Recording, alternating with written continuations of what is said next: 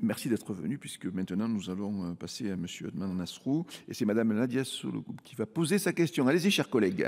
Oui, merci Monsieur le Président. Monsieur le Ministre, je suis présidente du groupe d'amitié France-Ukraine au Sénat et je suis sollicitée pratiquement tous les jours. Je ne suis pas la seule, mes collègues le sont également très régulièrement, sur le sujet de la reconnaissance du permis de conduire ukrainien en France. Voilà, beaucoup d'Ukrainiens que nous accueillons depuis 2022, certains sont repartis, d'autres sont restés, d'autres souhaitent travailler. Il y a beaucoup de compétences parmi ces personnes qui souhaitent retourner en Ukraine le moment venu, mais pour pouvoir travailler, dans bien des cas, il faut le permis de conduire. Il y a un énorme sujet à traiter. Voilà, je voudrais savoir où en sont les négociations sur ce dossier qui est réellement prioritaire.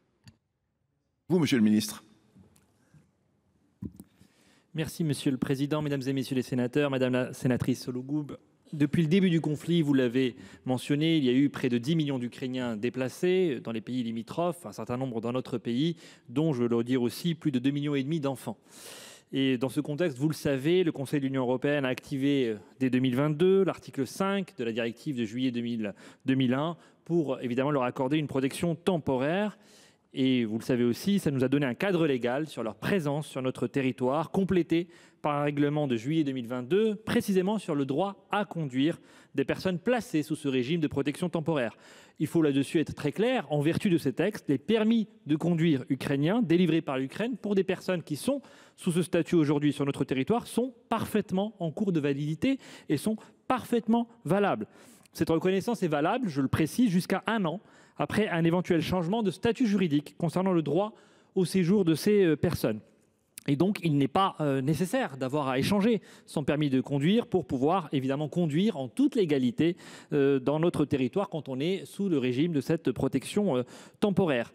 Il n'est naturellement donc pas aujourd'hui question d'avoir une démarche de négociation d'un accord bilatéral là-dessus, dans le contexte aussi compliqué que vous connaissez, qui nécessiterait d'ailleurs des travaux préparatoires importants et des délais importants et qui ne sont pas juridiquement nécessaires pour permettre, et c'est un sujet évidemment tout à fait légitime, l'insertion professionnelle des personnes qui sont aujourd'hui sur notre territoire, même sur ce statut temporaire qui lui aurait accordé dans le cadre de la protection que j'ai mentionnée. Je veux vous dire, Madame la sénatrice, que le gouvernement partage évidemment votre attention au meilleur accueil possible de ces réfugiés, et en particulier au ministère de l'Intérieur. Et voilà la réponse que je peux vous faire précisément sur ce sujet du permis de conduire. Je vous remercie. Merci, Monsieur le Ministre, pour votre concision.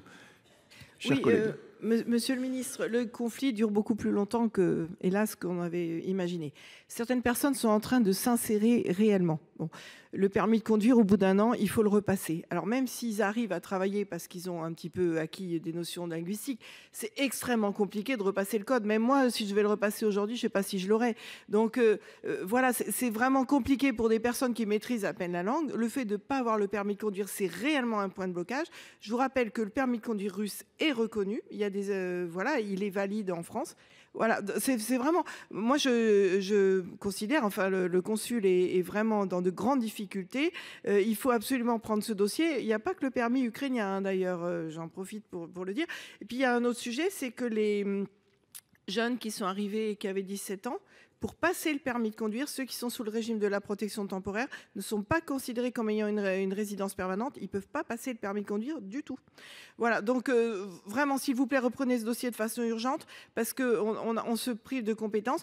Moi, on travaille à essayer d'avoir les moyens de leur hébergement. S'ils sont autonomes et qu'ils peuvent travailler, c'est quand même l'idéal. Tout le monde le souhaite. Et puis, voilà, c'est un point de blocage qui est complètement ridicule. Donc, merci de porter cette parole. Merci, chers collègues. La parole est maintenant